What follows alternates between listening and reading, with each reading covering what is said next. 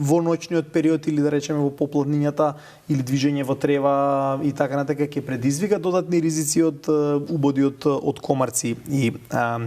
слично. Генерално многу е тешко ние 100% да се заштитиме од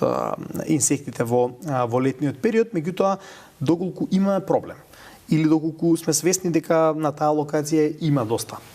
инсекти, секако дека треба да го превенираме тоа со соодветни репеленти нанесени на нашата кожа или пак во просторијата каде што спиеме, во станот или неважно во куќата во која локација да сме, можеме да користиме и треба да користиме средства кои што се борат против инсекти или го намалуваат нивното присуство, бидејќи воспротивно чести се ситуации да имаме црвени лооток, чешање, па тоа може понатака да се, ако не се контролира, да се развие во рана и слично, и да не направи некој дискомфорт. Секако доколку се случи ситуација на каснување